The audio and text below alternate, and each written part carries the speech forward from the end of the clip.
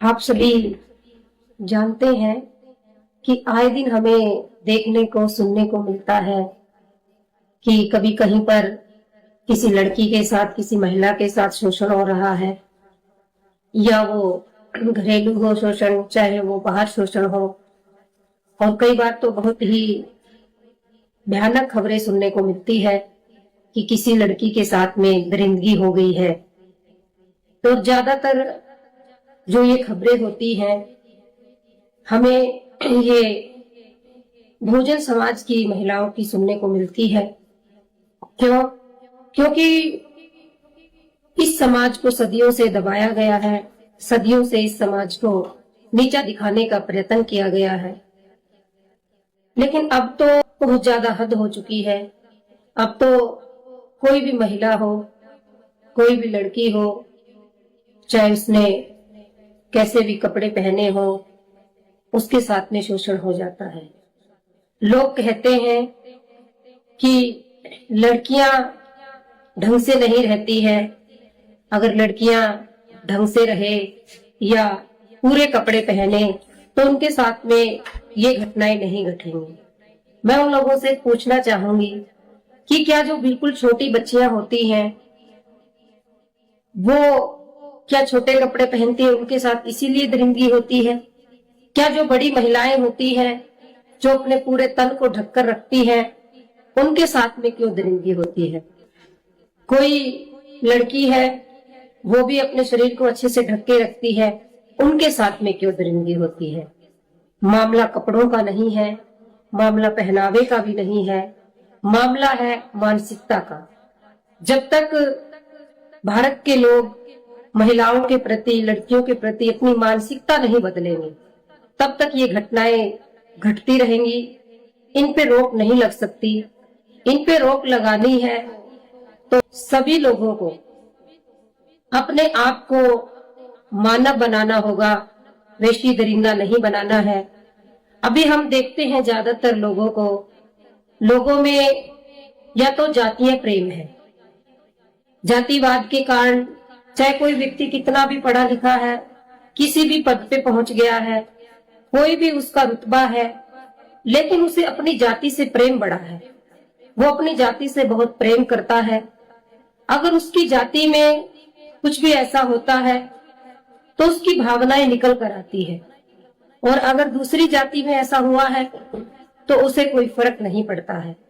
तो मैं समाज के लोगों से कहना चाहूंगी कि किसी की भी बहन बेटी किसी जाति के बंधन में नहीं है। बहन बेटी सबकी होती है। पूरी महिला जाति, पूरी महिलाएं, भारत की जितनी भी महिलाएं हैं, जितनी भी लड़कियां हैं, अगर हमें उनके लिए उनको आजाद करना है या उनके इस चीज को रोकना है कि उनके साथ में दरिंदगी ना हो, तो हमें सभी महिलाओं के प्रति अपनी सोच को अच्छा करना होगा। और बाहरी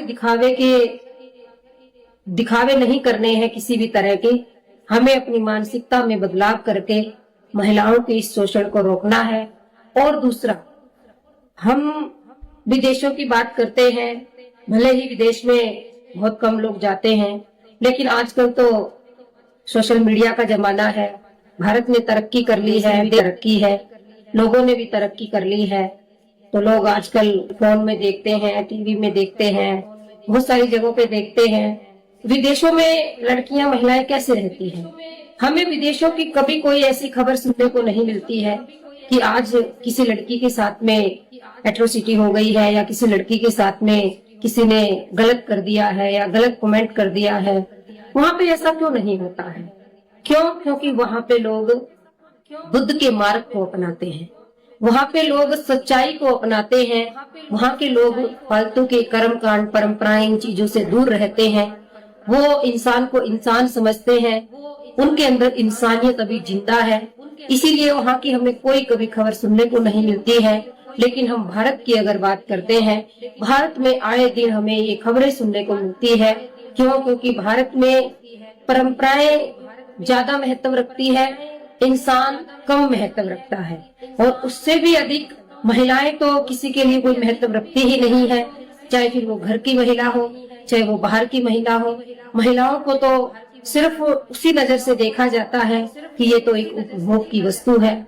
जब हमारे मन में से ये बात निकल जाएगी कि महिला उपभोग की वस्तु नहीं है, उसके अंदर भी सोचने समझने की शक्ति है, वो भी सोच समझ सकती है, उसके अंदर भी हर कार्य करने की क्षमता है।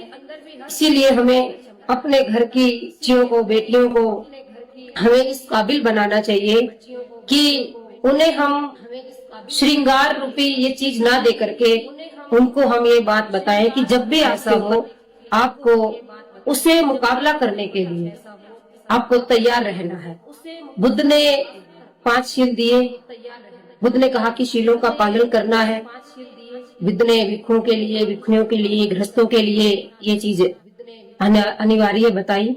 लेकिन इसके साथ साथ बुद्ध ने ये भी कहा है कि जब शीलों पे आंच आने लग जाए, जब आपके शीलों को कोई भंग करने का प्रयत्न करे या आपके शीलों को कोई तोड़ने का प्रयत्न करे, उस पे आंच आ जाए, तो आपको शस्त्र उठा लेना है।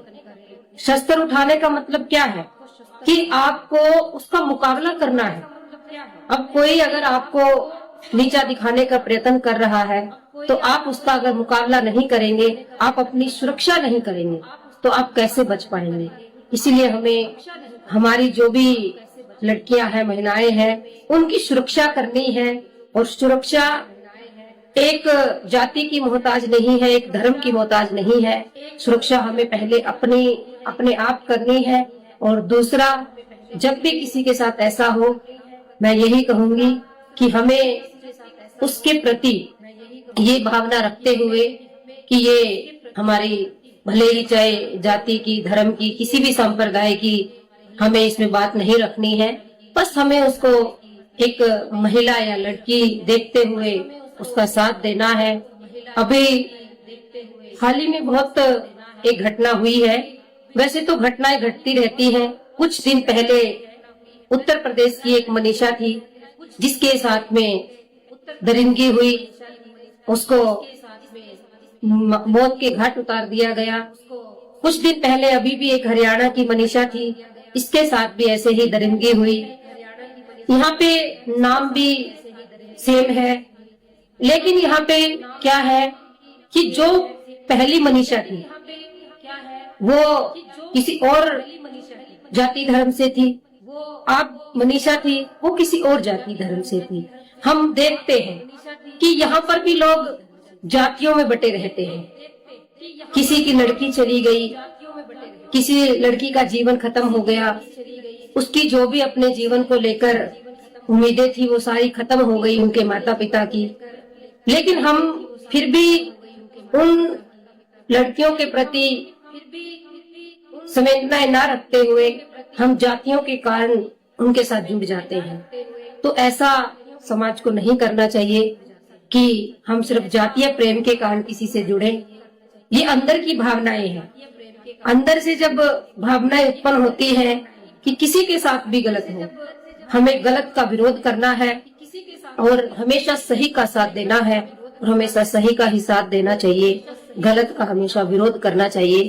तो हमें हमेशा गलत का ही विरोध करते रहना है और अपनी लड़कियों को इतना मजबूत बनाइए ताकि उनके ऊपर किसी भी तरह की कोई ऐसी एट्रोसिटी ना हो पाए। अगर हो भी तो वो इसका मुकाबला कर पाए और हमें सब मिलकर अपने इस भारत देश को, जैसे अभी सब लोग कहते हैं कि भारत महान है, हमारा देश महान है, लेकिन महान तो देश जब बनेगा जब यहाँ पर महिलाओं की सुरक्षा होगी, महिलाएं अपने आप को सुरक्षित मानेगी, समझेगी। कदम कदम पे लड़कियों को भी डर बना हुआ है, कदम कदम पे लड़कियों को भय बना हुआ है, महिलाओं को भय बना हुआ है। कहीं ऐसा समय ना आ जाए कि जिस तरह पहले लड़कियों को घर से बाहर नहीं निकलने दिया जाता था, कि अब भी कहीं ऐसा दौर ना आ जाए कि लोग अपनी बेटियों को बचाने के लिए, उनकी सुरक्षा के लिए उन्हें घर में दोबारा से बंद ना कर दे। तो हमें इस चीज को सोचना चाहिए। ये बहुत ही गंभीर बात है कि आए दिन हमें ये खबरें जो सुनने को मिलती है ये बंद होनी चाहिए और जो युवा है को इनकी तरफ ज्यादा ध्यान देना चाहिए। जिस तरह से वो अपनी बहन को अपनी बहन देखते हैं और उसकी सुरक्षा करने का उनके मन में भाव रहता है, उसी तरह से वो दूसरे की भी बहन बेटियों को देखकर उनके मन में यही भाव होना चाहिए कि ये भी किसी की बहन है, इसके भी कुछ सपने हैं, हम ऐसा इसके साथ ना करें। तो आज हमने आपको ये एक गंभीर मुद्दे पे बात बताई है। मैं उम्मीद करूंगी कि आप इस बात को समझेंगे और लोगों तक पहुंचाएंगे। आपने मेरी बातों को सुना। सबका मंगल हो, सबका